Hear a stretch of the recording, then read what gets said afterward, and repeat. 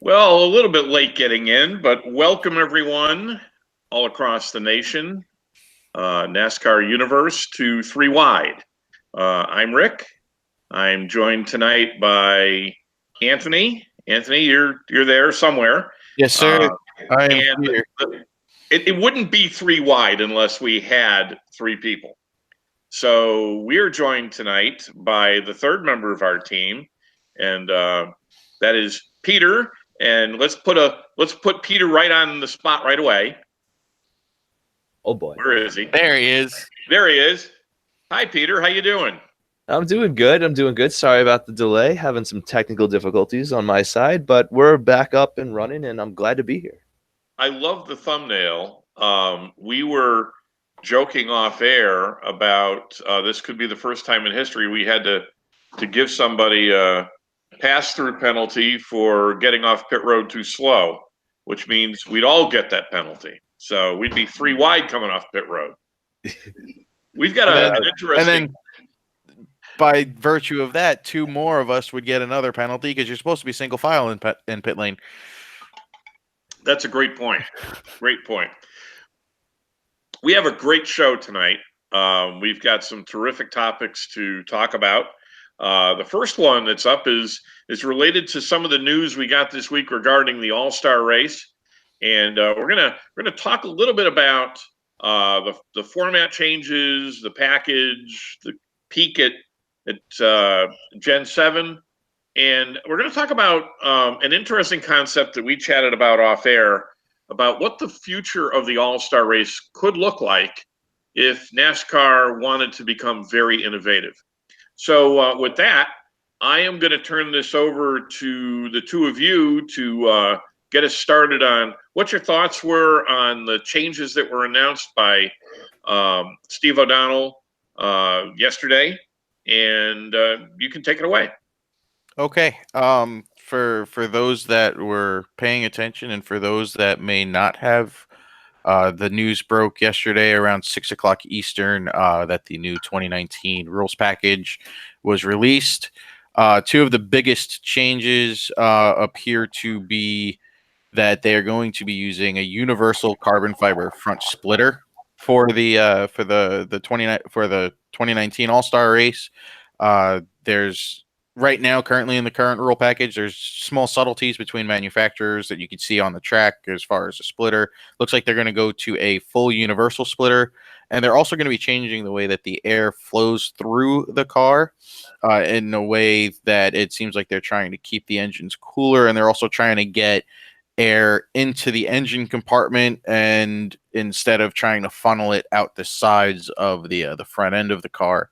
And the interesting thing is that NASCAR is being very vocal about that being two of the things that they're looking at towards the Gen 7 car. I think this is something that we see NASCAR doing now and in the future, especially with last year, basically being the baseline for this year's rules package with the restricted engines and the bigger rear wings. And they did a minor adjustment, I believe, to the format of the race, where the last stage, instead of being a 10-lap shootout, is a 15-lap shootout to try to give more opportunity for passing and more exciting racing. Well, Peter, your first thoughts on the format changes, the fact that we're going to get a peek at what major changes are coming down the pike for the vehicle. Any thoughts that you have on the news that we heard yesterday? Oh, absolutely. I mean, the first thing I see is it's a little bit of the same from last year with those minor tweaks that Anthony was talking about, which kind of brings me back to the old saying, if it ain't broke, don't fix it. I think that they hit on something last year with the All-Star race. I think overall, and especially, I personally enjoyed the open races. I thought the open races to get into the show last year were absolutely phenomenal. I like that they're pushing that again. They're not going with a huge change. We're not seeing any real gimmicks with you got to take an option tire, or maybe we're trying a different blend of fuel, or we're trying something really drastic. It seems like it's a return to what they had last year. But I also like this tease to the future. I'm really interested to see what this new splitter does. I took some notes on that before I was reading up on it. and what they're trying and hoping to get out of that. And we can revisit that in a little bit. But I'm also really excited about this radiator opening. Apparently, there's going to be an opening through the hood, and it's supposed to help the cars in traffic, which seems to be one of the major issues that's occurring right now with the current rules package that they're racing in this 2019 season, where you could trim out the cars in clean air. They're outstanding. And we've seen two specific teams have complete rocket ships 9 races in. However, it seems like once those cars fall back, even the most dominant car, the 18 car this year, it seems like once they can, and at Richmond this happened, once they get mirrored in traffic, it seems to be very tough to pass. So I kind of applaud the efforts that they're going with this new package for the All-Star race to see if they can kind of beat that aero sensitivity. That's what I'm looking at here. So there's a lot to look forward to the week before the 600. One of the things that NASCAR has wrestled with over the past decade is fan engagement. How do we get the fans more involved? Do you think that the peak at the Gen 7 car is going to solicit tremendous fan engagement as far as what they think of the potential changes that are coming down the pike a year or so from now? I'll take that one first.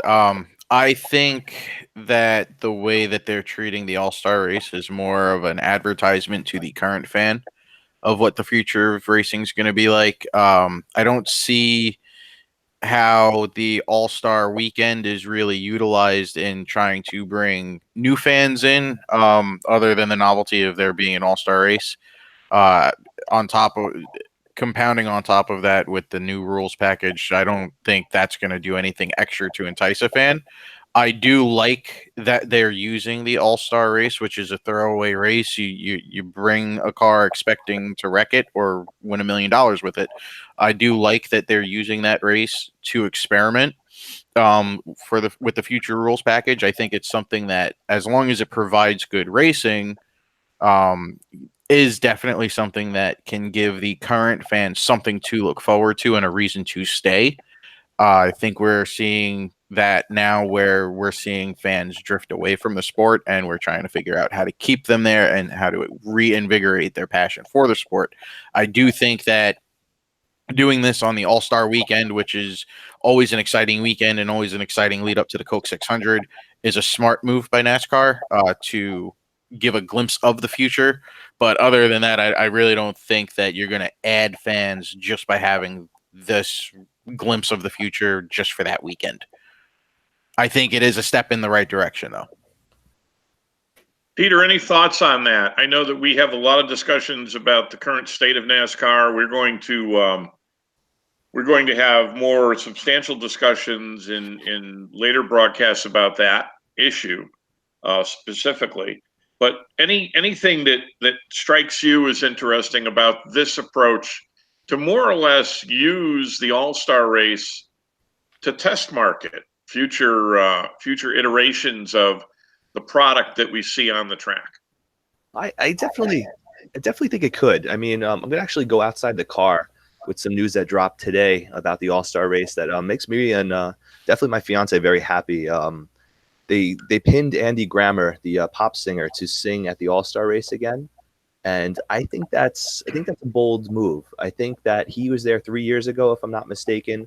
Well received, put on a good show. He's kind of got a little rock and roll to him, but overall a pop singer.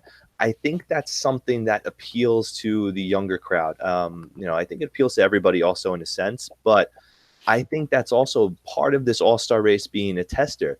Is this the type of festival or event that you want to create at a NASCAR race? Is this something that may get different butts and seats?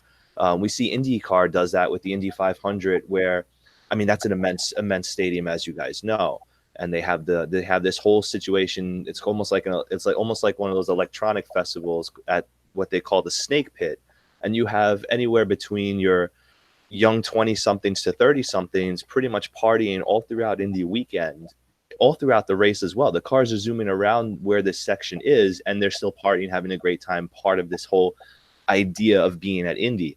I can see that the All-Star race, especially being that it's in Charlotte, can really kind of bring people to NASCAR. People that may not have been interested in NASCAR before, but if they see maybe like a local artist or a big name artist that's maybe in the top 40 that they're essentially appealed to, that might get them a chance to come and check it out. Hey, I'll go see a free concert. The tickets aren't too bad for a NASCAR race. Maybe I'll check it out. If it's cool, it's cool. I've seen this with several shows on television that have either like B-listers in LA and and somewhat. They've gone to Sonoma and they've gone to Fontana, and just on a whim, I think it was from one of the characters on one of the shows, like reality television. Were really interested in possibly going for their birthday just to check it out, and they've been hooked and sold, and they've been to a road course and now a 2-mile track. So I think that the testing aspect of the All-Star race beyond the product, and the product is obviously what we need to focus on here, but I think everything else surrounding it, and that's something I want to come back to in a little bit as well, because I have an idea.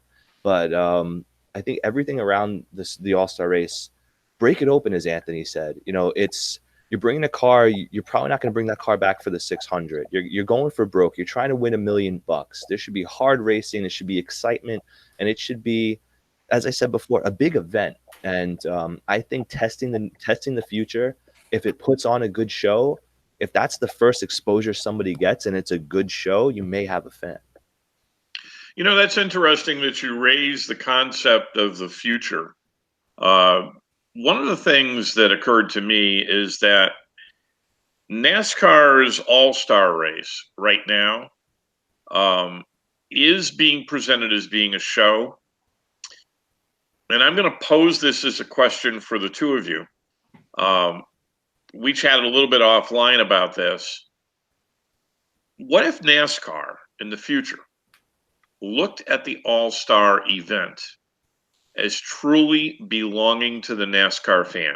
And what I mean by that is looking at the example of Major League Baseball, where you actually have a 100% fan vote for the drivers that are going to participate in the event. What if we started that vote Daytona weekend and ended it sometime around or after the Coke 600 and had a true mid-summer classic for NASCAR that the fans would vote, the top 20 drivers would get in. You could have other events surrounding the All-Star event, similar to the way they used to do it, with pit crew challenges and getting fans more engaged. And in addition to that, because NASCAR is now in the habit over the past 5 or 6 years or so of announcing its next year's schedule in the current year's month of March or April. What if you were able to award, that is, the All-Star week or weekend to a different track every year? To take the All-Star event literally on the road to solicit the interest on a regional level. If you're going to do it midsummer, every single track on the schedule could be in play. And what if you did this? What if you were able to have a fan? Now, just think about this for a second, guys, and I'm sure you're taking notes and wanting to respond to this. Think about if you held a fan vote and this year's award went to Rockingham. You imagine the excitement. Now, we keep talking about the hardcore fan, the casual fan, the new fan that's out there that NASCAR hasn't grabbed onto yet. Can you imagine the interest that would generate? And I'm going to turn that over to you guys. I gave you a lot to think about. I've got a few things on that. I'm a huge supporter of changing how the drivers get in. I do recognize that it is prestigious to get into the All-Star race, especially to win a NASCAR event. We know that that's no easy task. Just watching it every week, we see that it's not a anybody can win sport, and I think that's what is going to demand the change of that format. I do like the idea of making it a fan vote and getting the drivers that are loved by the fans, who are the ones that give you all the financial support that the sport needs. Um, to do that, I think is smart. I'm still on the fence if the All-Star race should be moved alone into the halfway part of the season. The one thing that's making me lean that way is that's pretty much what every other sport does. Um, but do you want to risk having that event so close to the MLB All-Star game is the only thing that's keeping me away from it. I'd rather have the All-Star race before everybody else has their big race, before the Indy 500, before the Coke 600, before the Midsummer Classic, which is now going to be at Indy, and before the MLB All Star race. I think, to me, summer starts with the All Star race, and I'd like to keep that way. Um, as far as changing location, I am also for that, roaming around at different tracks. Again, it's an off week. You could bring one or two cars you're not planning on bringing back in one piece.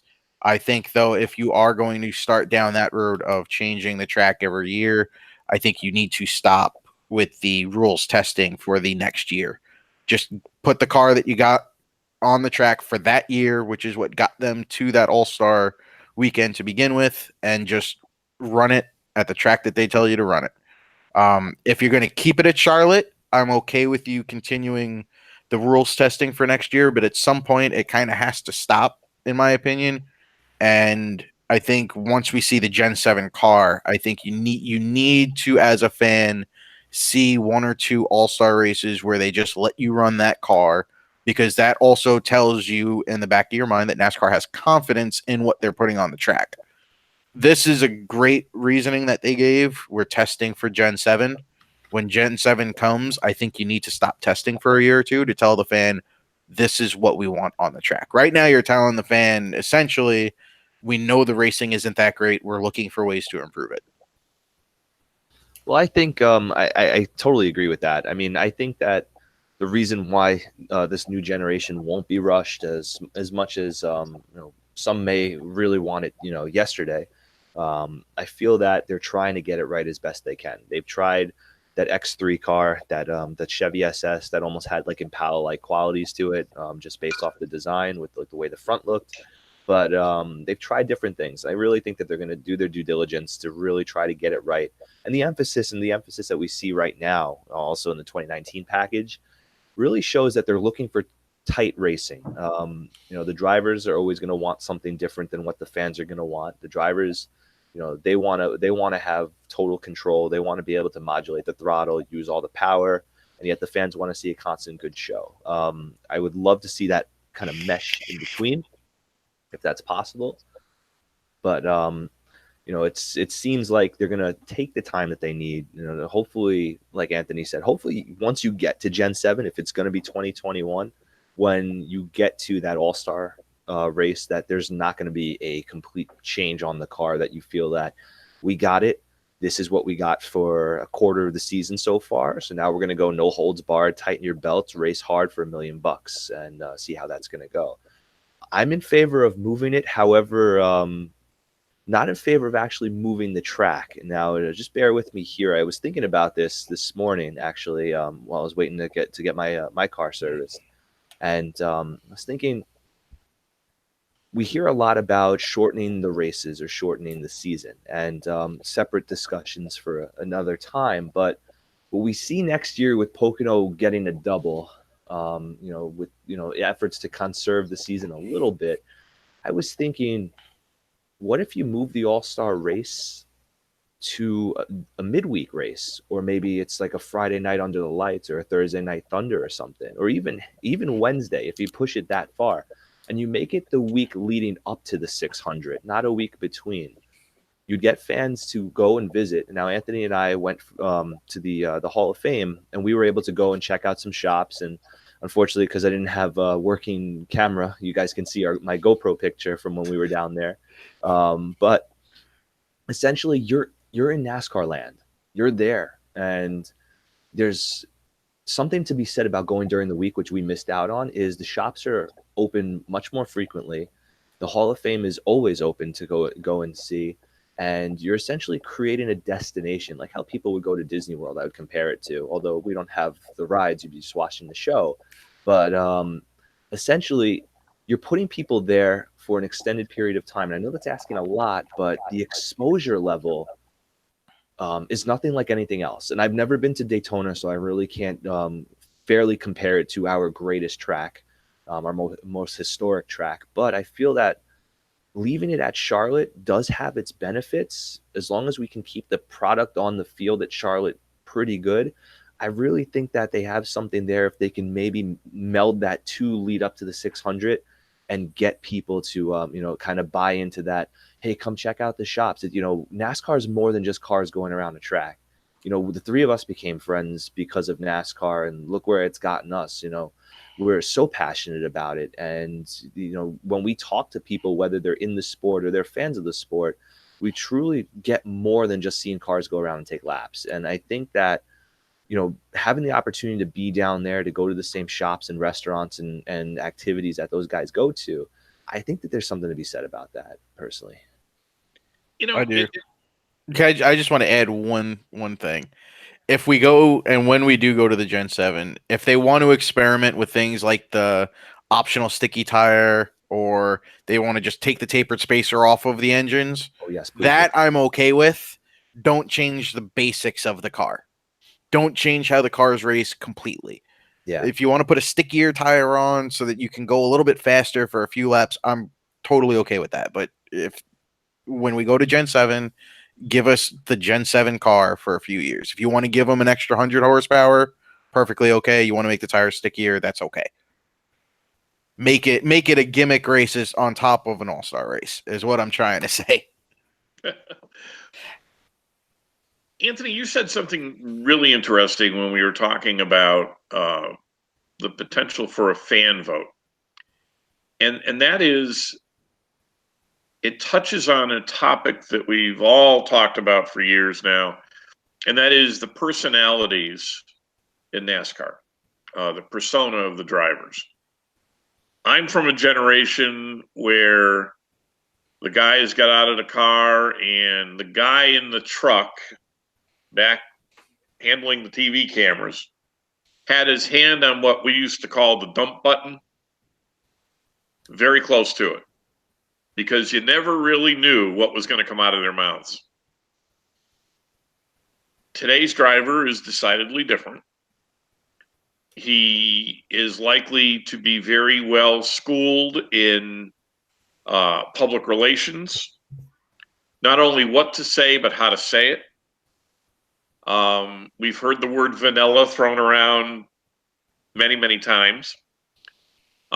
Today's driver is clearly different than the old school guys, and I think there are a few drivers that are out there today who embrace that old school attitude, but they are becoming a dying breed, so to speak. This all kind of weaves into one major topic, and that is, how does NASCAR embrace its past and yet move forward toward the future? And really, and this is my opinion, as much as the on track product of the machinery is central to it, obviously, the cast, if you will, the drivers, the crew chiefs, the crews, are not exactly second fiddle to the machine itself. They are indeed central to it. Yes, people will go buy diecast, but what are they buying? Are they buying it because it's Chevrolet, or are they buying it because it's Chase Elliott? And so the question becomes, how has NASCAR dealt with the new school drivers versus the old school drivers, and where do you see that all going? And how do you see the sport being able to retain its traditional fan base and yet move toward the future to become a much more mainstream sport, which really, everybody sounds like Derek Jeter. They're very well scripted, very well rehearsed. They're not, don't get me wrong, they're not false or phony. They just want to be very careful because of the billions of dollars that get sunk into the sport by sponsorships. They obviously do not want to put themselves into an unfavorable position with the people who are actually paying the bills. So how do they balance that? Is there any way that NASCAR can address that and actually balance old school, dirt on the face and fire and brimstone with the very quiet, conservative, calculated look at the newer driver? Peter, do you want to take that one first, or do you want me to go? I'll give it a try. All right. I didn't know if we were keeping the same order.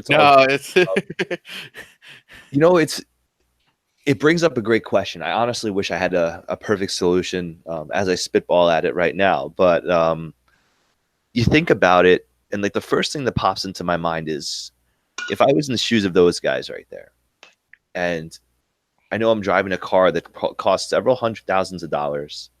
I'm in this seat because I either brought a sponsor with me who's paying a lot of money to field that car all weekend long or all season long, or my team had a sponsor on that car. And there's certain expectations. And if I don't fulfill those expectations, I'm out of a ride because there's somebody waiting to fill my seat yesterday. And I think that has become part of the issue or the problem there. And I go back to what Roger Penske, the captain, had said about this Gen 7. And I hope, and I know just like how we waited for Gen 6 to save us from the COT, I hope Gen 7 puts us in the right direction, or at least continue to go in the right direction. He says we got to get the cost down. I think if you can get the cost down, then we're not so corporate driven as we have become, and that might give these guys a chance to kind of cut a little loose. I also think going away from that, going to the product of the sport. Now, what created those personalities from back in the day? I mean, just look at the type of car they drove. Those cars weren't as aero dependent. You could run each other side by side. You can mash little fenders and, send it down into pit road, bang it out with a mallet or a hammer and get it back out there. And it's still going to be relatively as fast as it once was. Here and now, and I go back to Parker Kligerman actually had made some reports or some comments after Richmond. Now, if you get that quarter panel pancaked a little bit or just kind of out of whack at certain tracks, you're done for the day. You have no speed. I think if you go away from that, if you could possibly go away from that, I know it's taken years of innovation and trying to erase it, and that's not an easy task to do. But if you can get these guys to race each other hard, regardless of how they've acted in the past, and by past I can mean even last week, but if you could get them to race each other hard, those personalities exist. They're guys, and I think what's part of the appeal to NASCAR is these drivers are very, very relatable. They're common guys, as Ken Squire said. They're common people doing uncommon things. They're different from your normal run-of-the-mill professional athlete. And I really think that if you get these cars to run each other close and run each other hard, one, you get everybody excited because the product is better. And two, those personalities will come out full force. Because I can tell you from someone who has raced, even though they're go-karts or their time trials or whatever it may be, if somebody rubs me, I can tell you I want to pass them and I want to run them down. And you want to do everything in your power to get to that person. If I just see somebody blow past me and I'm just like, well, they're faster, you're going to get a different reaction. I feel that NASCAR's probably in the same way. They probably see one car rocket by. He's got it. It's glued. It's nothing we can do. It's good points day. We want to see guys run really hard, that refuse to lose mentality, that black number 3 mentality, because that's just going to get people excited again. Hopefully it could come back, but I think it's going to have to do with a lot of what can we get on the track to kind of entice that, kind of poke the bear? I don't know if I'm on the right track here. I think No, you are. yeah, I see where you're going with that too. I think if you can ignite some personality into the racing, Yeah. like how Peter was saying, everybody's kind of tiptoeing around everybody nowadays. When they're going for passes or when they're chasing somebody down, they're afraid to put that little crinkle that's going to be the kiss of death on their car.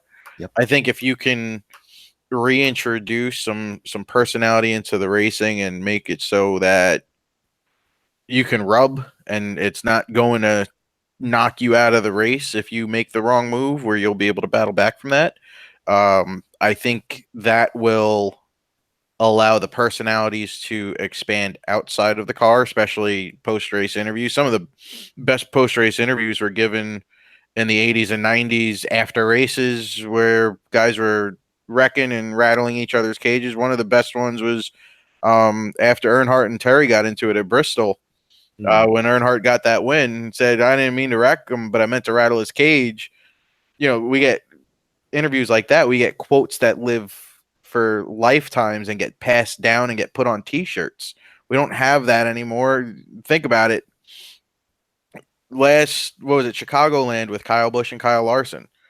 Kyle Busch comes out of the car, and as much as we hated the interview, or at least I did, and it kind of wasn't the best way to go about it, to kind of mock the fans when he did the whole animation of crying like a baby. You guys realize what NBC Sports did, right? They put that everywhere they could. Yep. And yeah, that's a personality, and Kyle Busch has a personality, and so does guys like Clint Boyer. I think Clint Boyer is one of the good old boys of NASCAR still. I think he's got one of the most relaxed, go get him attitudes, like zero care given. If you wreck me, I'm gonna go get you, and I'm gonna tell you like it is. I think we're kind of stuck with what we have right now as far as personality. Guys like Blaney, guys like Chase Elliott, guys like Eric Jones, and all these young guys are going to be here for a while, and I don't see their personalities changing too much. Chase went under a change 2 seasons ago when he started getting banged around a little bit and taken advantage of. You saw that switch get flipped in Martinsville after he had that rough loss at Dover and then got dumped for the win in Martinsville. You saw that change on him. I don't know if that can happen to everybody. I think drivers like Byron, drivers like Eric Jones, drivers, even when you go to Benedetto, drivers like that, you get what you got, and you kind of have to hope that the personality on track. That's my hope. If the personality on track improves, and you have that 1990s, the 3 car and 24 car are close, you better watch this. If you have that, I really don't care how they sound when they get out of the car. It's just, to me, that's just an added bonus. Oh, one thing I'd like to say, if I could just add real quick, just going back to Kyle Busch, as you mentioned before, um, as much as he's a polarizing figure and entices the best or worst in fans, we kind of need him at this point. We need him to do what he does, where he incites a reaction. He's embraced the black hat, if you want to call it that at certain times. But what we really need to pour gasoline on the fire is we need somebody to beat him and beat him again. And that's going to fire him up, because when he loses, he's the first person, like him or don't like him, he's the first person. He runs second. You can tell he's upset. I think that's what we all want to see. Whether or not it's from him or from somebody else, if you're a fan or you're not a fan, I think that creating that atmosphere is crucial to the longevity of the sport, because rivalries glue eyes. You said it before, the 3 and the 24 was a great rivalry. I think back to that fantastic movie Ron Howard put out with James Hunt and Niki Lauda in Formula One in the 70s. You know, everybody's watching to see the battle. We want to see a battle. This is stock car racing. It's like follow the leader. And I'll give Rick these final points, but I just wanted to mention Kyle. I think we mentioned that last broadcast. If the 19 car can pick up some speed and start winning some races here, you're going to see that fire between those two guys. See, I think it's the 2 and the 22. I think that the 2 and the 18 have the history, but the 22's got the speed. I think the 22 winning the championship over the 18 is really going to kind of twist those screws a little bit. It's interesting. I think NASCAR forever has had rivalries that have been the hallmark of the sport. Everybody was looking at, when I was much younger, Petty and Pearson. And if you could develop some of those rivalries, and you've got a couple of drivers, and you've mentioned both of them. To me, they represent the true bridge between NASCAR's yesterday and yet NASCAR's today and NASCAR's tomorrow. And that's Chase Elliott and Ryan Blaney. They're two obviously renowned names in the sport. And I think when those two young men continue to grow in the sport, you're going to start to see many more of these rivalries develop, because there's some wonderful young talent that's out there. Yeah. And I think part of the problem with the sport is everybody kind of walks on eggs when they're in their first, 6 or 7 seasons or so. Joey Logano is actually a great example of that. Early in his career at Joe Gibbs, he did not appear to be very comfortable in his own skin. Now you can even see it in his interviews. He's much more glib, much more open. Obviously, winning will do that for you. But I think you're going to see that with these young drivers. And I think it's an exciting time to be a NASCAR fan. I think that NASCAR is struggling with what to do in terms of holding on to the hardcore fan. You folks earlier talked about the technical side of the vehicles.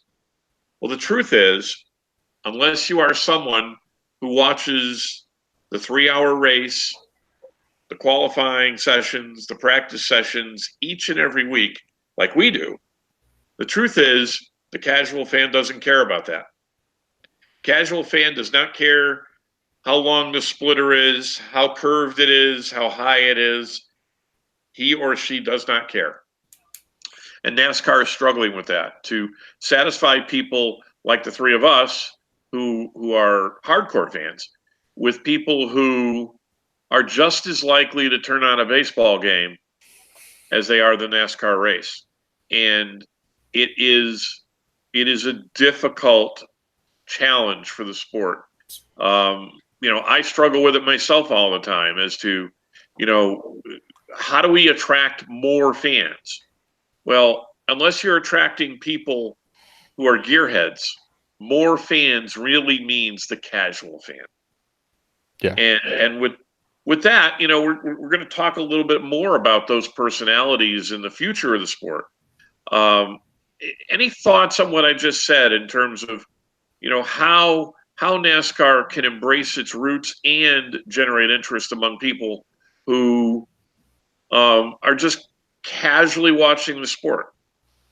I think so. Just to add to what you mentioned about Logano, because to me that's the perfect example, because he's the first driver, I think, while I was watching NASCAR, where when he showed up, he was younger than me when I was watching him, and I was like, I hate this guy because now I feel old. But like you said, when he was with Joe Gibbs, not much of a personality, kind of sheepish. Look at how young he was when he came up, and look at him now. That's the difference between an 18-year-old in Cup and a 28-year-old, or I think he's 28, 29 at this point. Yeah. That's just a difference of maturity. I think you do need to have that. The future does look bright with guys like Chase Elliott, Ryan Blaney. If anybody follows them on social media, you know that they do like to have a good time off the track, but they're very professional when they are on the track. And to me, there's nothing wrong with that as long as you represent the sport the right way. Rick, what you said with the casual fan doesn't care about half the things that we do is all well, perfectly right on the target. I agree with that. But what it really all boils down to at that point, and we say it over and over and over again, is if they can improve the product on Sunday, that's what'll make the fans. And again, that's what the casual fan cares about. The casual fan is going to put the race on at any given point during the race on Sunday. And if they don't see action, if they turn the race on at a stale point of the race, they're going to flip it off and they're going to put that baseball game on. I don't care. I like watching practice just like you guys do. I like watching qualifying just like you guys do. But I don't care how boring practice and qualifying are as long as the race on Sunday is good. If there's two cars out practicing the whole weekend, I don't care. I'll still watch it as long as the racing on Sunday is good. If you can do that, you're going to attract new fans because then you're going to have the guys with the personalities come out.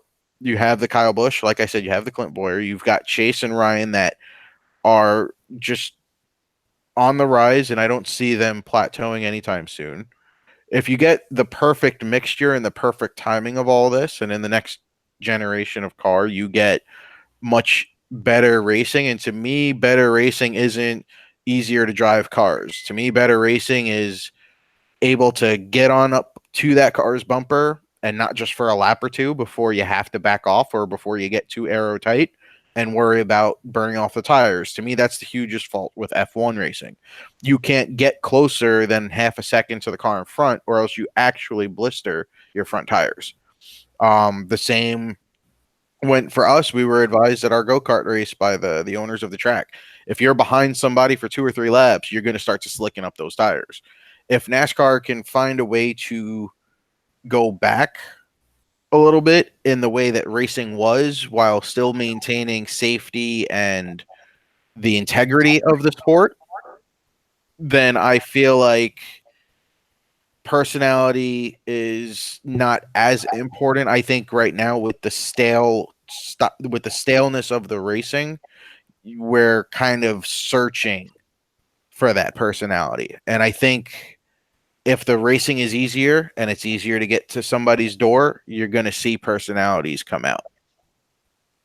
No, I certainly agree with that. With the personalities, what we were highlighting before, the tighter racing, it kind of puts you in that cage for that stuff to kind of happen.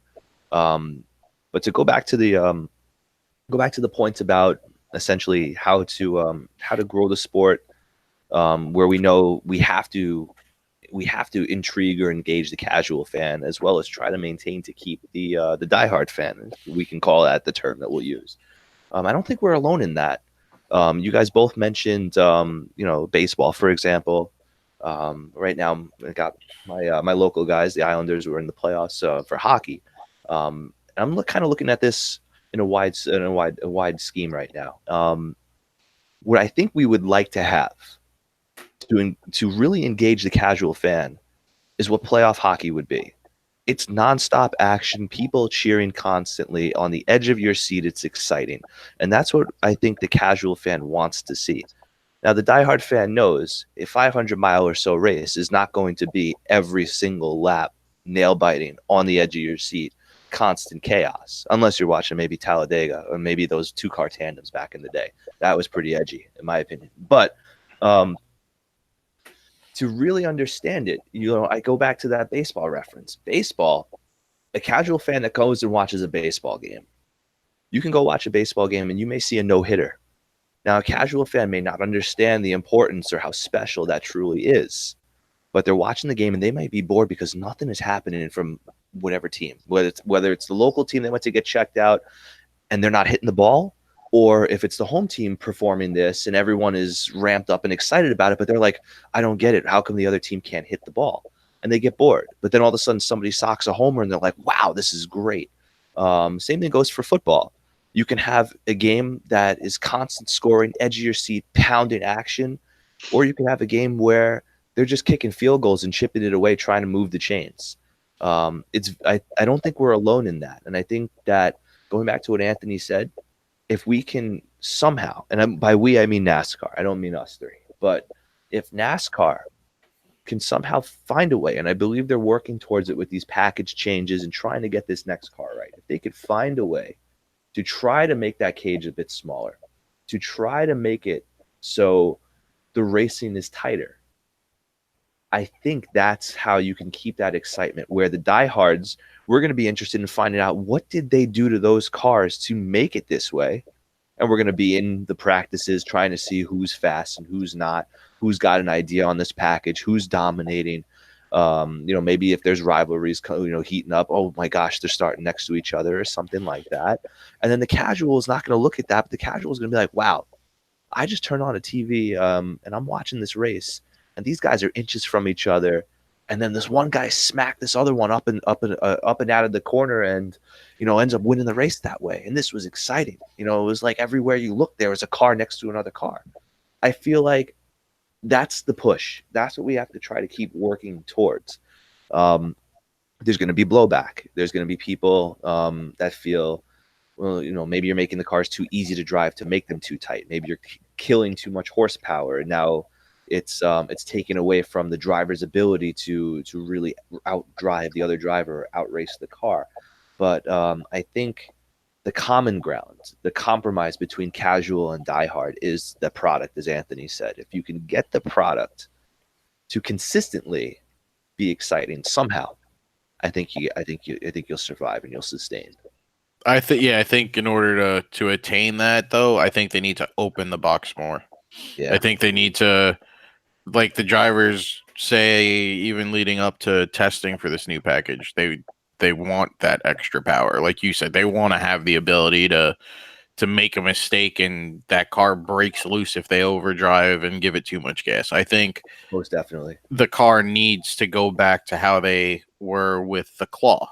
Where each team can manipulate the body a little bit, still in regulations and standards, but that was when we saw some of the best racing in the last, what was it, year and a half or so. We've had the laser scan, and the racing's been pretty stale in my opinion, except for a few races. But back in when we had the Twisted Sister cars, and that's what I'll always refer back to, because to me that's when some of the best racing in the last 20 or 30 years existed. The cars were built to race each other. They weren't built to be easy to drive. You bring up a good point with the Twisted Sister, which I'm kind of torn between with that. They lose that stock car appeal, but at the same point, they were built that way specifically for one thing: to go as fast as humanly possible around an oval. And I think where we're at right now, we're no longer doing that. Yeah, the lap times have picked up because of how much speed through the corner they can get. So, okay, maybe you can argue that the cars are as fast as they can humanly possibly be. But I really think that going back to power beyond power that we can harness and control, allowing what Anthony said, those mistakes and slip ups, you get too much on the gas and you're into the other guy, or you're wrapping yourself around that added danger, that excitement that captivated people in the past when these cars were very, very raw, when they were literally rolling off the showroom raw. I think that's kind of part of the mystique of NASCAR. And I think that I know we're making progress and gains with what we have. There has been good racing. There has been competitive racing between last year and this year. But I feel like I kind of wish that they didn't go the route of the tapered spacer and the reduced horsepower with added aero. I kind of wish that, and I know they tried with the reduced rear spoiler, but I wish they could have really opened up Pandora's box with the horsepower. Try to get to 1,000. Try to see how these three manufacturers can build engines. Really let them push the limits. I think they got to start taking downforce off too, because Kevin Harvick said it in his radio show. I think it was before Martinsville. And he was saying that now with the new rules package, it's mandatory that you run the side window at every single racetrack. Yeah. It wasn't like that before. It was Phoenix, you didn't need it. You didn't need any of the short tracks. And I think there was a few other tracks that they didn't run it. And he said that they used to test years ago. This was probably Gen 5 COT. He's like, we would go and we would test, and then we would say, you know what? Throw that window on there. And they would gain a half a second just by the added side force. And I think that they need to get away from that, because then your cars aren't as aerosensitive. And again, I think that allows you to race closer without having to quote unquote punch a big old hole in the air just so that a car can draft close. Car can draft close, that's fine, but if you can't stay close to you in the turns, what good is it really? Like, all right, you're going to slingshot every lap, but if you can't race side by side, it's not exciting racing, and the real exciting racing happens in the turns. I'm going to jump topics very quickly, all related to everything we're talking about. We are a quarter of the way through the season, believe it or not. 9 weeks. To the two of you, what is the biggest surprise positively and the biggest surprise negatively in the first quarter of this 2019 season? All right, I think I'll take this one a little quickly. All right. I'm trying to think. Today I'm feeling more of an optimist than a pessimist. So I'll go positive first. I would say as a positive, I feel like this new rules package has created exciting racing at certain tracks I didn't think had a shot. I hate to throw shade, but I've never been a fan of Texas Motor Speedway, especially because it used to give Jeff Gordon, my guy, fits in the past. And I was pleasantly surprised at how great of a race that was. Goodyear brought a hard tire, and I'm always very skeptical with the hard tires. I like soft tires. I want them to wear. I want that to add a little bit of more management and strategy into the racing. But brought a hard tire.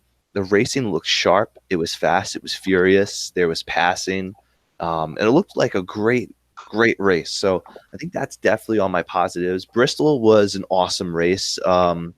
It had its lackluster moments, and that's going to lead into my negatives. But there's shining moments in NASCAR right now. As you guys said in your previous cast, and how we've mentioned it here and there, we're in a transition.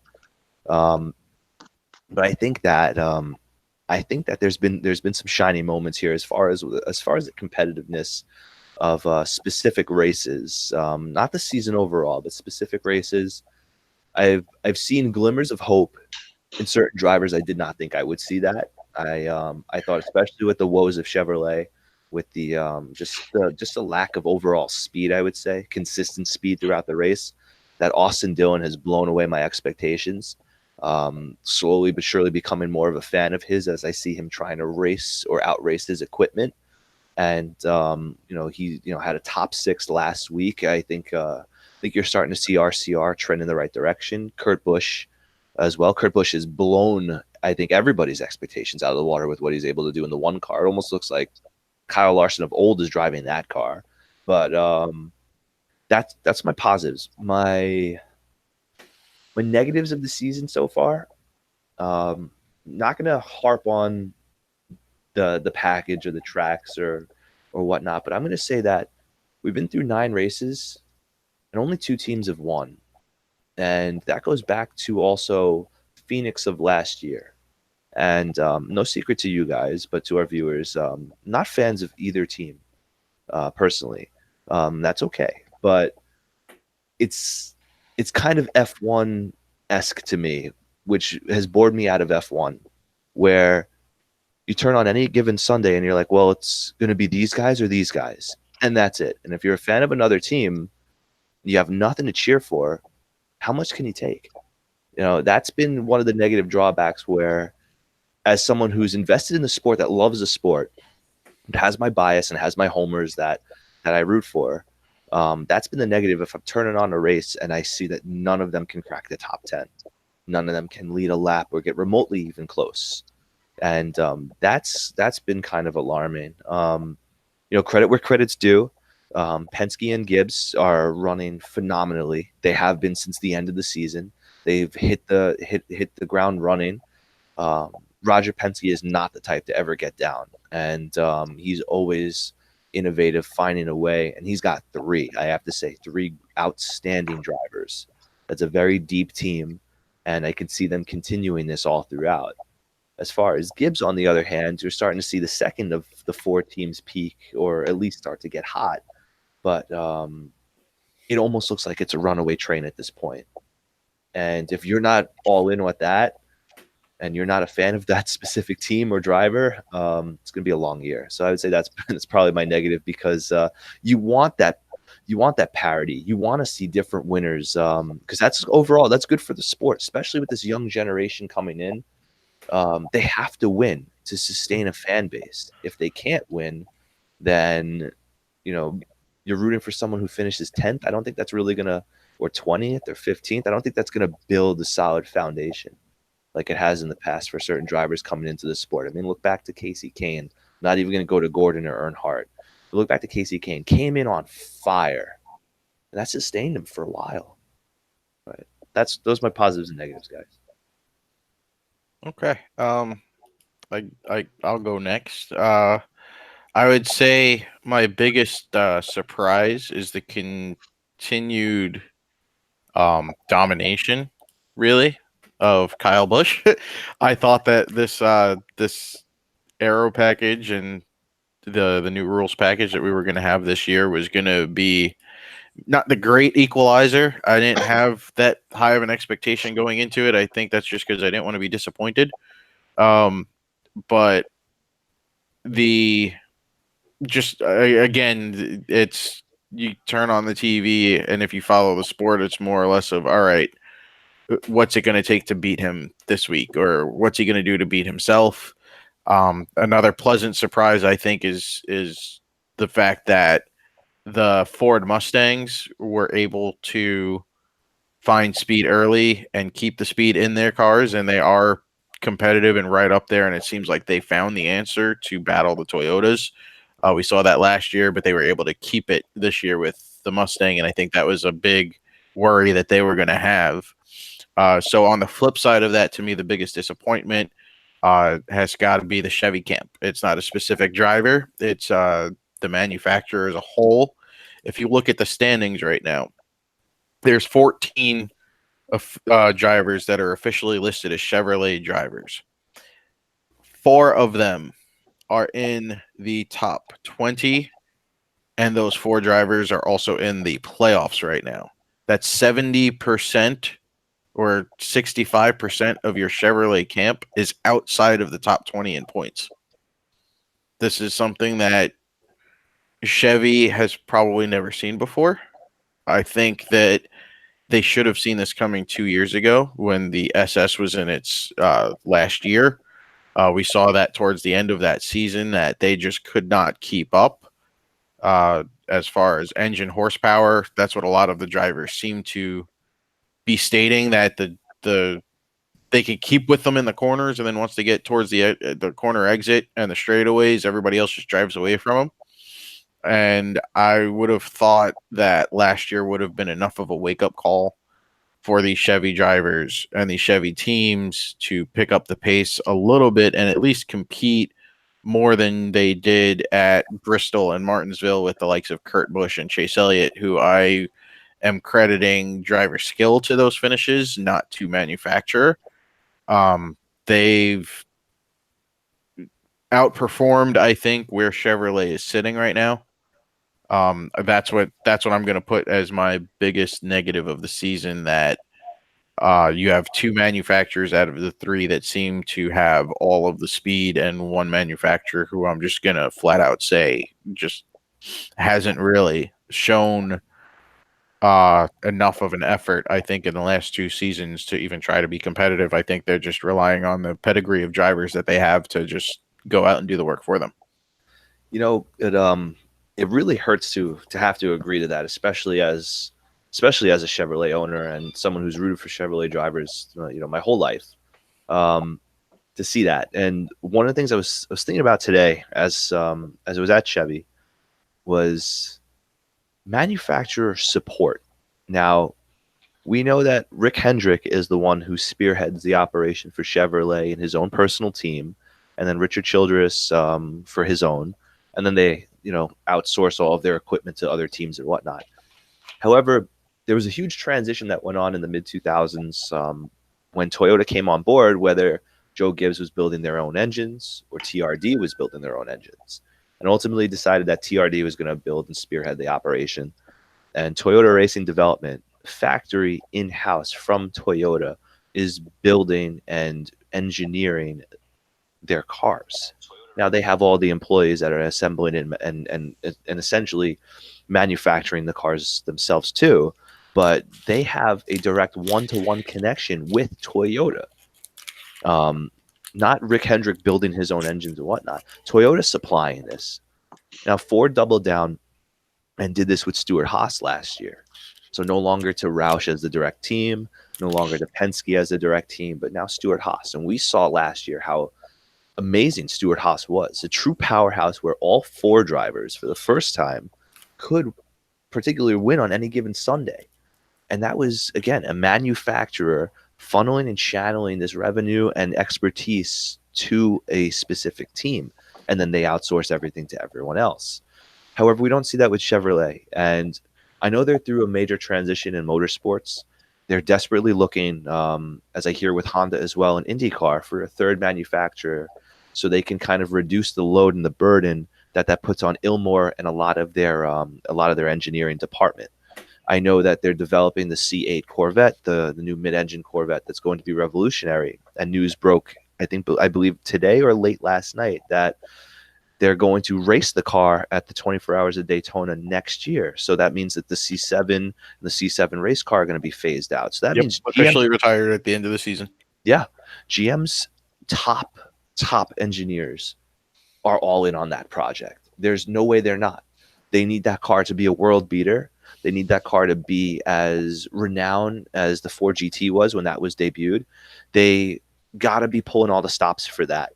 Not to say that they don't care about NASCAR, and I hope that's not true. I think that after that car is done, they really need to realign focus, unless they're trying to do so as well right now, and focus on how, like Anthony said, how can we get these cars better? And I think they have been, I mean, it's obvious what we see, but they have been hurt the most since horsepower has been reduced. And you look at the super speedway tracks, the tracks that we call horsepower tracks, and they qualify well. They have when they are trimmed out using every inch of that horsepower that they possibly can, they are the fastest. I still 100% believe that. But when it comes down to race trim, being fast throughout the corner, having that aero development, all of the things that they're lacking, it's not quite there. And I really think that they need, as a manufacturer, to really double down in their investment in the sport, because if they don't, they're missing out on generations of fans. They have some of the drivers, they had the most popular driver last year. That could be sustained. I wouldn't want to let this sport, especially the most popular North American sport where their major market is, I wouldn't want to let this sport kind of slip idly by, and then you give a decade or so to your competitors in NASCAR, where your team is not winning. If they really truly double down and get the performance back up, they could reinvigorate a lot of fans. I really think so. There's a huge core fan base that supports Chevrolet. Well, I guess I'm going to go last with this, and to me, my biggest positive surprise of the first 9 weeks of the season rests with two drivers. Clint Boyer, who has really just revitalized his entire career with his performance this season, and Kurt Busch. Kurt Busch has performed in, I think, all of the major manufacturers. So it doesn't matter what you put him in. He has been successful. When he first went over to Ganassi, my initial thought was, this is just another one of those Matt Kenseth type play out the string. And I could not have been more wrong. Kurt Busch has put up a tremendous first quarter of the season and beyond expectations. So, credit to him and credit to Boyer for really stepping up. I think Boyer has found the kind of success he hasn't really seen since his RCR days, to be honest with you. Almost. I as far as the downside, I do echo your sentiments with Chevy. I think the stable of young drivers in Chevrolet is second to none, to be honest with you. I really believe that this is not a driver issue. I think it's really a manufacturer issue, as you said. I can't help but wonder if somewhere in the drawing boards of GM, they're not looking past the current version of the vehicle to what's coming up in a couple of years, and that's really when we're going to see Chevrolet's resurgence. I hope it doesn't take that long, but there's a little corner of my mind that says maybe they've got something up their sleeve that the rest of us don't yet know, because I can't believe that Chevrolet, with its very rich history in this sport, would ever leave the sport high and dry by not stepping up and having the right engine packages, etc. My other negative is the recurring theme of poor attendance at the tracks. It may be a bellwether for something that we talked about a little bit earlier today offline, and that is maybe there's a saturation point here. Maybe the time has come for the sanctioning body, the track owners, the teams, the drivers, the TV networks, and even we, the fans, have to kind of recognize. Unlike in past seasons where weather really kind of dogged the schedule, we haven't really seen that this year. We haven't seen, the just tremendous disasters like we saw a few years ago at Daytona, where you got to run it on a Monday night, you got to run it till like 3:00 in the morning. We haven't seen that. So what occurred to me is maybe NASCAR is going through the same kind of renaissance Major League Baseball went through. Back in the 70s, and I'm dating myself now, and you guys are way too young to remember this, but back in the 70s, Major League Baseball decided it was a pretty good idea to build a whole bunch of cookie cutter stadiums. I almost said tracks. And so what they came up with was the Vet in Philadelphia, Three Rivers in Pittsburgh, Riverfront Stadium in Cincinnati. Stadiums like that, and they all kind of look the same with the same dimensions and the same seating capacities, which were all in and around the 50 to 55,000 seat range.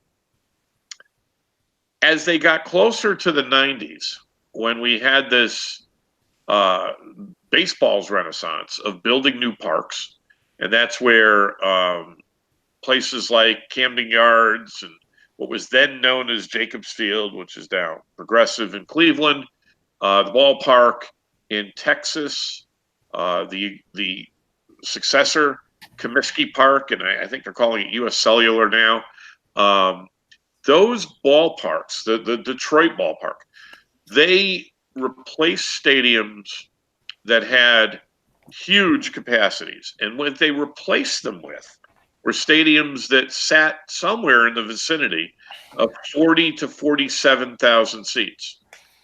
Even the new Yankee Stadium has a seating capacity for baseball now of just north of 47,000. That's a far cry from the old ballpark, which in its heyday had a seating capacity of 67,000. How does that relate to NASCAR? Well, maybe the days of filling a 150,000 seat bowl are over. That maybe the real gate for Cup Sunday is somewhere in the neighborhood of 50,000 fans. And maybe the time has come for all of us to recognize that It really isn't. It really isn't the sport. Yeah, the product has something to do with it. Yeah, the drivers have something to do with it. Yeah, the dominance of one driver has something to do with it. But I think what's happened in our world today is something very unique, and that is the consumer, whether you are 10 years old begging your parents to turn the race on, or you're an old guy like me who would sit there anyway, your choices are far more substantial than they've ever been in history. The things that you're able to do for entertainment are far more substantial. And actually, the way you can watch a race has changed. We have come a very long way in about 4 decades. And in the grander scheme of history, 40 years is not that much time. We have come a long way from a small little cut in during the following week's Wide World of Sports on ABC to wide reaching coverage on multiple networks throughout a NASCAR season. So there are many ways people can watch a race. And now with the introduction of social media and streaming and whatnot, I think the empty seats that we're seeing, sadly, are probably going to continue. I think so. I think right now it's more of stop the bleeding and see if we can bring back the hardcore or the common fan that we were at risk of losing or have lost, and add in maybe 10,000 in attendance the next time instead of trying to add 50,000 the next time. I agree. But use that as a stepping stone. Yes. Set it as a goal. Don't overshoot your goal. Next season, if there was, say, 36,000 at Bristol, we said, Yes. shoot for 50. If you could get 50 there, all right, what did you do? Keep it the same, do something else to add. If you get to 60, keep doing it. It's inevitable that some of these races, like the night Bristol race, and I think some of these playoff races in Talladega, are always going to have a huge crowd. You got to try to start looking at the crowds and just slow numbers, slow increases. If you can show slow increases, then you're moving in the right direction. Yeah, I would agree with that. Same goes for viewership as well. Like we're not going to see the same exact race one year to another year with a massive change in how many people are actually watching it. If you can make, as Anthony said, the steady gains, it's part of that right sizing, understanding, like what Rick said, what your market is now, how many you can get to a track, and how many you had last year. Okay, instead of trying to double or triple that number, see how you can steadily increase it. And you can see certain tracks have made strides. I'm probably going to miss a few here, but obviously got to look at Daytona. Talladega is one that I got my eye on with their improvements that I'm not quite sure if their improvements are done for the spring race or for the fall race. But you can look at Richmond from last week. Vegas was one of those pioneers with their first neon garage, who gave the fans a different experience. And I'm sure I'm missing a couple in between. ISM, completely revamped. They're looking to improve the experience, whether it's viewing or amenities or anything in between. They're trying to make these tracks a bit more of an event instead of just stadium seating around a racetrack with optimal viewing sites, and hoping that would stick to make people want to come and spend a day at a racetrack. Unfortunately, as we can see, it was super disappointing or disheartening even to see Bristol of all tracks, the way it was attendance-wise. And they had good weather the weekend. Yeah. There was hotel availability. And let's be honest, ticket prices are not extreme. And even for the young crowd like us, we picked up the NASCAR Heat 3 game. You got a $50 voucher to most of the tracks on the circuit. That means somebody's going for free, and you take your buddy and you split one ticket. That's not a bad deal. That's very true. I forget that they have that perk. Even if you're more of a sim racer and you're never going to play the game, you return the game and you kept the coupon, whatever it was. There's a will, there's a way. Let's just put it at that. And it's those steady gains. If you can make those steady gains, the amenities are there. The tracks are going through exactly what Rick said, where the MLB had the renaissance of the 90s to revamp the stadiums, and that has continued to this day, where new stadiums are popping up, and you can see the seating is not increasing overall, but the amenities are increasing. The things that can go on at this place, whether it's a stadium or a racetrack, are they enough to sustain the fan to have them come back? It's remains to be seen, in my opinion, right now. I think they can. It's just a matter of finding what it is. What is it that'll work? Yeah. I think at this point, at the quarter point of the season, we've seen some good racing. Obviously we've seen one driver who's clearly been dominant. That raises an interesting point as well as our time starts to wind down here. Is there anybody on the horizon who can challenge Kyle Busch? I believe that if the Chevy camp picks up the pace here or finds their power, finds their speed, I think that you have Chase Elliott and Kyle Larson and Kurt Busch who can go on up there and battle him every single week. Kurt Busch, there was something different about Kurt Busch signing his 1-year deal this year with Chip Ganassi than there was him signing the one deal last year with SHR. Last year, it kind of sounded like he was just happy to be in a car. This year, he sounds like he's out there to race. If you could get that going, and I think we saw hints of it last year, where the teams the second come around were able to improve, especially Chase Elliott. I think you've got those three that can. I think right now, other than the Penske guys that have already proven it, I think again, I'll keep saying it, if Martin Truex Jr. can keep this momentum going and Cole Pern can get these cars the way that they were for Martin 2 years ago, where they were that dominant, I think he is the driver to watch. He's got his first short track.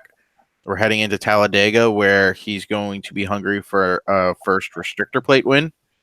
And then we're going into the All-Star weekend and a track that he's pure flat out dominated at Charlotte before.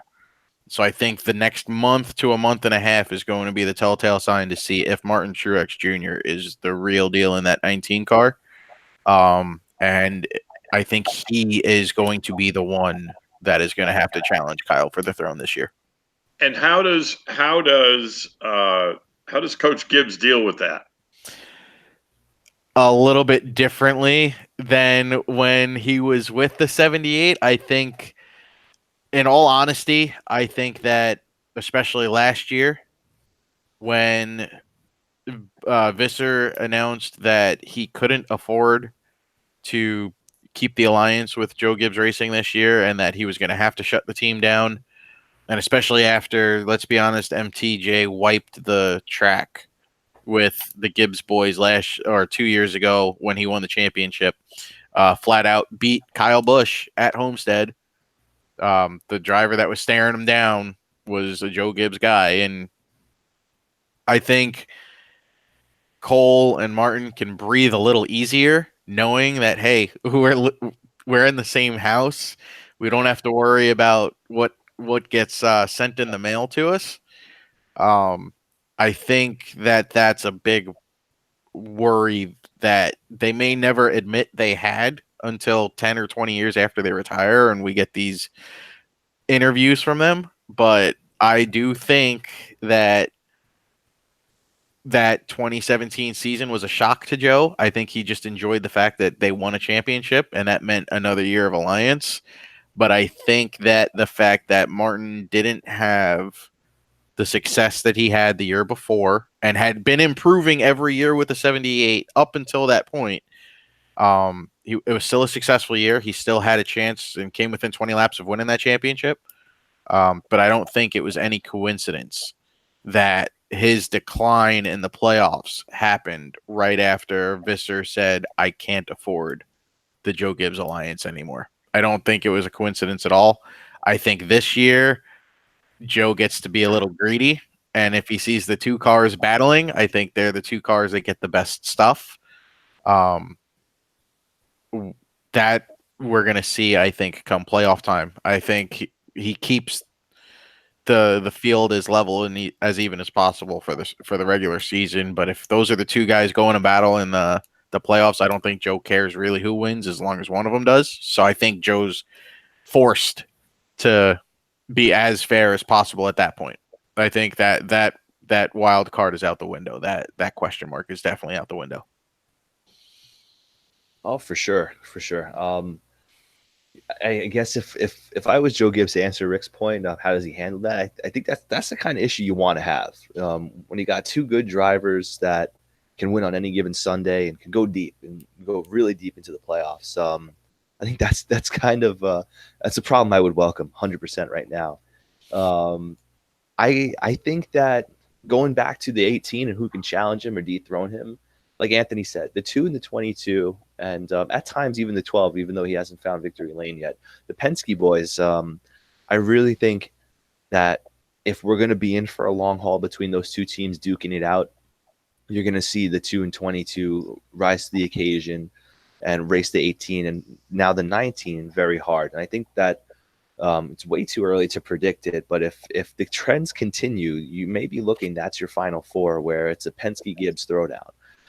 I tend to think that it's not going to stay this way. I think that there's a sleeping giant in Stuart Haas, that the sheer dominance that Kevin Harvick exhibited last year is going to return in some form. Now, he may not win the same amount of races he won last year, but Kevin Harvick is a guy that does not stay down.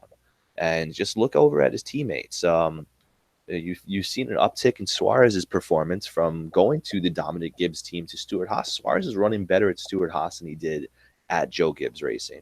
Clint Boyer, as you guys have both clearly stated before, is having an outstanding run to this season, and he came within laps, if I'm not mistaken, laps to winning last week.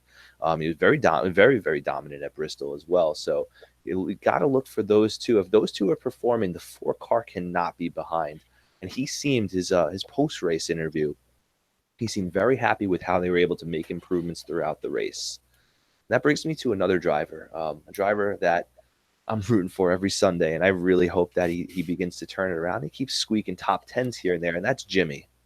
And I think that if they right the ship with the 4 car, and I think that'll happen sooner rather than later, if the 48 can turn it around and those two could start tearing it back up, I think we can see a veteran slugfest all throughout the summer with them all trading wins here and there. I think that, as Rick said, there's no shortage of talent in the Chevrolet camp. And I think that Jimmy can turn it on.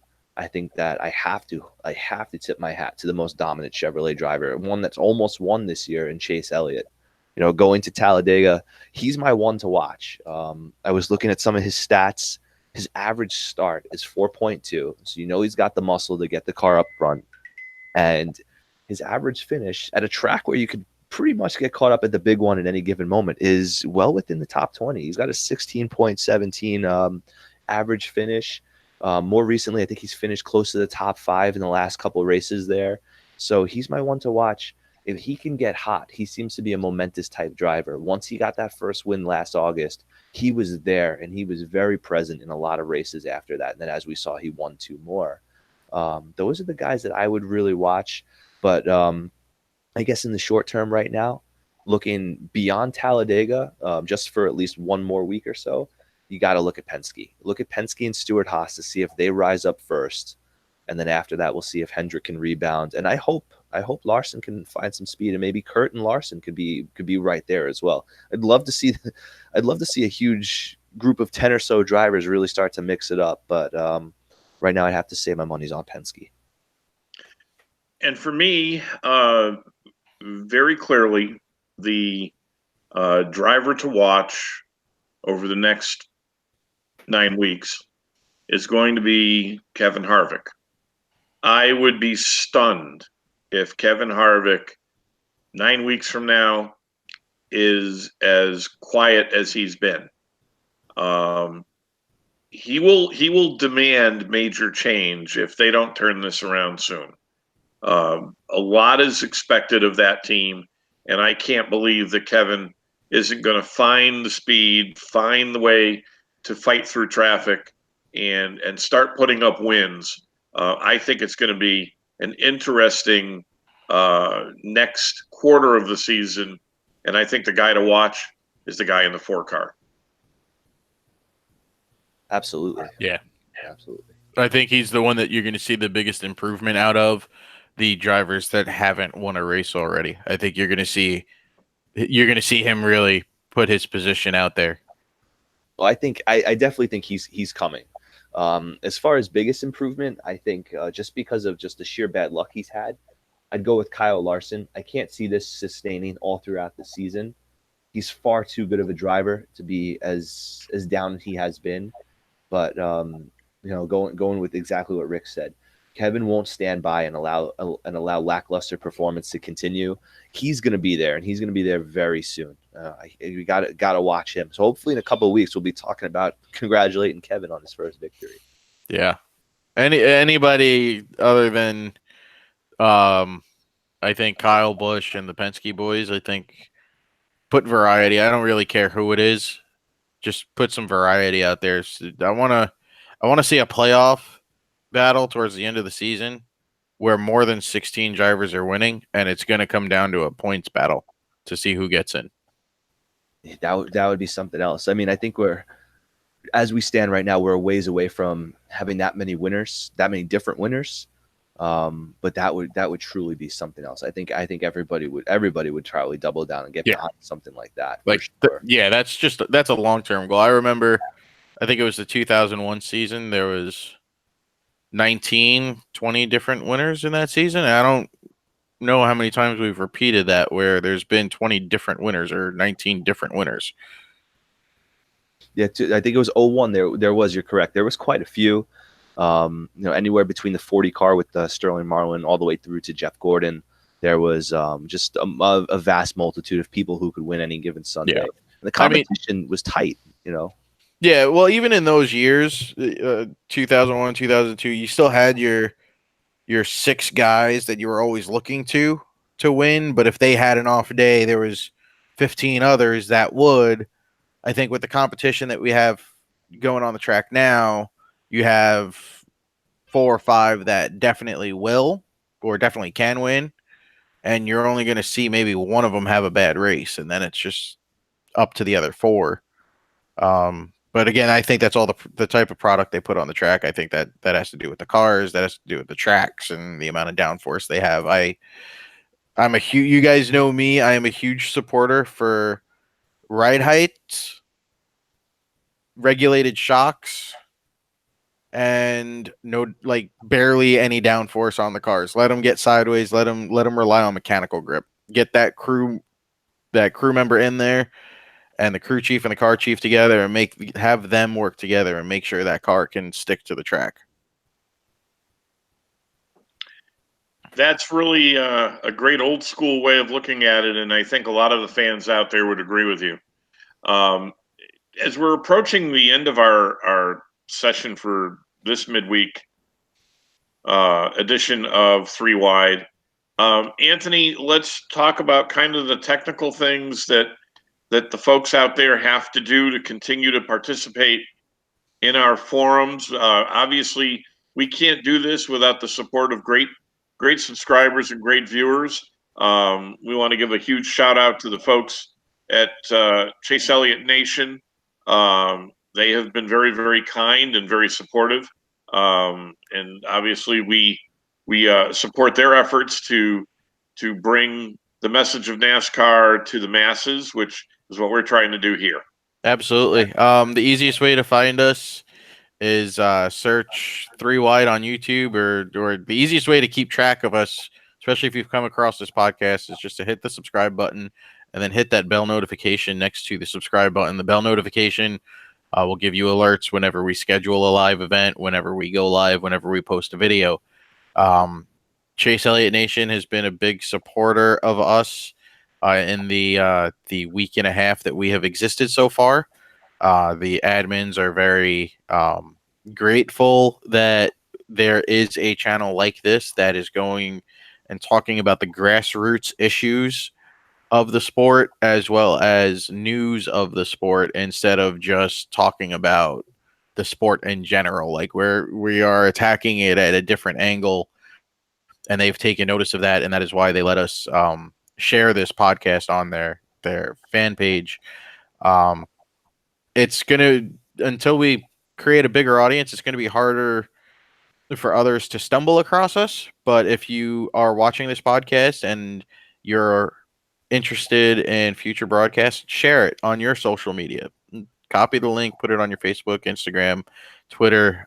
Get it out there to the people that you think might be interested in this as well. Like Rick said, we can't do this without you guys.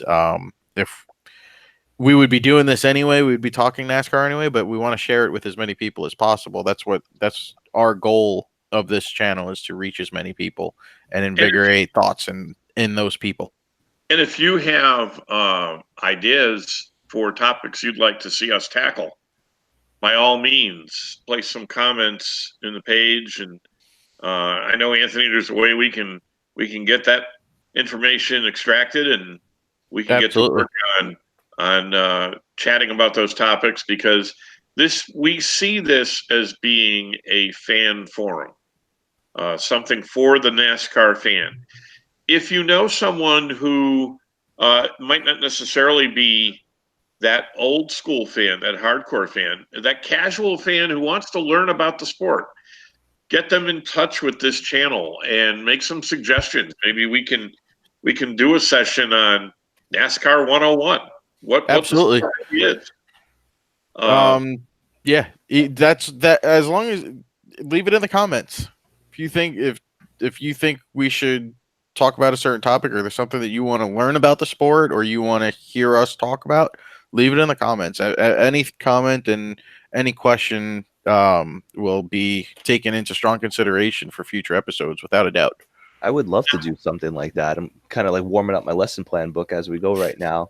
I'd love to do like a history of the sport, maybe some casual fans or anybody who, even maybe a diehard fan that doesn't know too much about the past.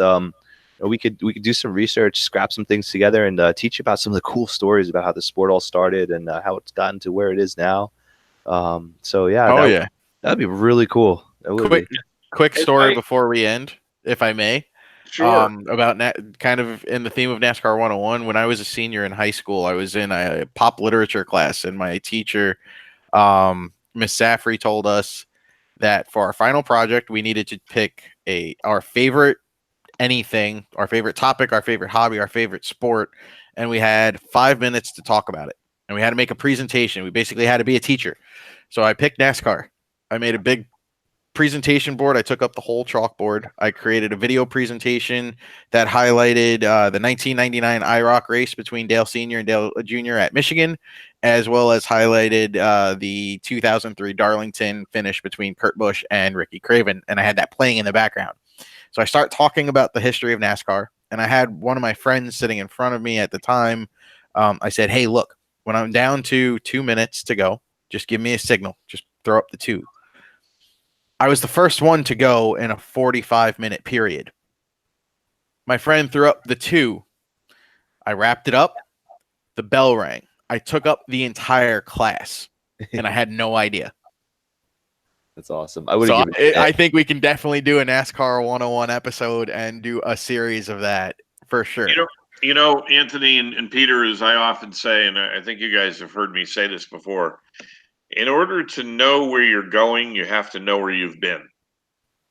And with that theme, Anthony, you and I had a chance to tell the audience a little bit about ourselves, how we discovered the sport, how we got involved with the sport. And so what I'm going to do now is turn this over to Peter. because he didn't have a chance to do that the other night. And so that he can tell the audience a little bit about himself, who he is, what he does, why he likes NASCAR, how he got involved in motorsports in general. Oh, why? Thank you. I'll keep it short because I know it's probably getting close to people's bedtimes now. So my exposure or introduction into NASCAR was kind of a happy accident, if you want to call it that. Ever since my first word, which is so embarrassing, I'm admitting this now on like live on air broadcast. But my first word was car. I was with my grandfather, and I think like from that moment, I was just obsessed with cars. So before before I became even like a little 3-year-old, my dad he started taping the Speed Racer cartoon. They were showing it on MTV late at night in the early '90s, and put it on one day when I was home with my mom. She calls him up and says he has not moved from the television. It's the same episode over and over and over again. He's obsessed with this Speed Racer and the Mach 5. And he was like, well, I'll start taping more episodes. And what happened was started watching more and more of that. So then one day, I had a little black and white television in my room. I was trying to look for Speed Racer. I want to put it on TV because that's where I was seeing it. And I keep clicking the dial, and all of a sudden, I saw NASCAR. I didn't know what it was. And I thought it was Speed Racer. So I started watching, waiting for the Mach 5 to come. The Mach 5 never came. And I was just immortalized by this. I was like, I'm watching this. This is the greatest thing. And it actually was the end of the Kulwicki season, Gordon's first race. And they all climb out of the cars and they're doing their post-race interviews and they're crowning the champion. And I thought it was like the coolest thing ever. And I ran downstairs as fast as I could. And from brief memory, my parents remember me just having complete word vomit of what I was trying to explain what I saw, but it wasn't Speed Racer.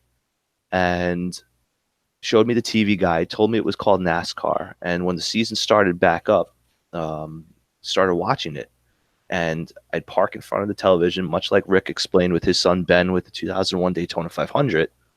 And I've been a fan ever since. And that first real race that I got to sit start to finish and watch, Jeff Gordon was different. He looked like Speed Racer. He was young. He had cool hair. He had a cool looking car. And I finally got to see it in color. And I've been a fan ever since. I wanted to be just like him. A few years later, I know I said I was going to keep this short. Now I'm rambling. I apologize. But no, that's perfectly fine. A few years later, my mom brings home a homework planner. It was first day of school. I was in the third grade, and all of a sudden I open the homework planner. It's got Jeff Gordon on it, and it's got stats, and it shows his birthday. And his birthday's August 4th, and that's the same birthday that I have. And I was like, I started to cry. I was like, this is the coolest thing ever. I'm like, this guy I've been rooting for my whole entire life, pretty much at this point, and I have something in common with him. And that connection I made, I wanted to be Jeff. I wanted to be Jeff, and I wanted to be Speed Racer at the same time. And it's been something that I've never looked back. Friends, like passersby that I'll see that I knew from middle school or elementary school, they still know me by that nickname. I still proudly carry that nickname of Speed Racer. Some people are like, oh, I remember Jeff Gordon. I always think of you when I see Jeff Gordon.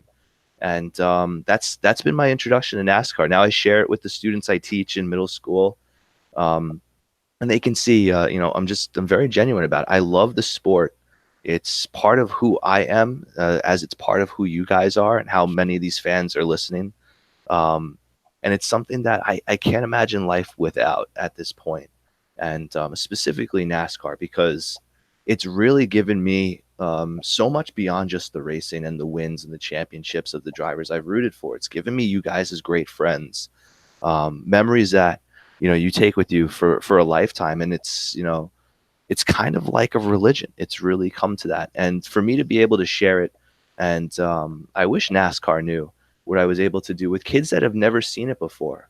And they're picking up copies of the game and they're tuning in to watch the sport and tell me all about it come Monday when I come in to teach. They walk into my homeroom and they're telling me about NASCAR.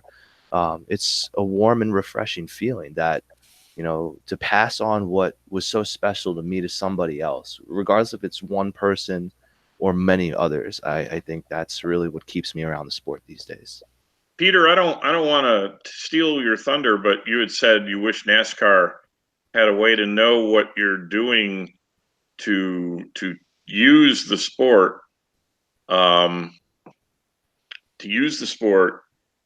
to forward your lesson plans and integrate NASCAR into it.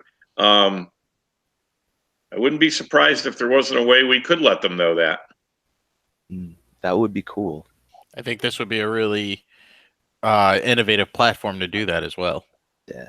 I mean, one of the things I look back to, and I'll tell you real quick, I was doing an English lesson with the kids, talking about how to work effectively in groups. And all throughout my lesson slides, I used and compared it to the NASCAR pit stop and how every person on that pit stop has a vital role that they play. And how I incorporated that into the type of instruction that I have to use, where certain students may not be at the same levels of other students, and you want to meet the needs of everyone and show them that they all truly have a special role in figuring out what they are working on together as a group. They loved it. They loved it. And one was like, I'm the jack man, and I'm going to be the one that's highlighting this passage, and I'm the tire changer, and I'm going to be the one pulling out the key details. And it was awesome. And to be able to do that, to obviously teach them what they need to know, but to find out that they like to know a little bit about NASCAR, and how I was able to kind of incorporate that without losing obviously the focus and the objective, it truly put a smile on my face, because it's like I'm merging my two passions here. One teaching the future of America, and two, obviously racing. So it's been pretty cool.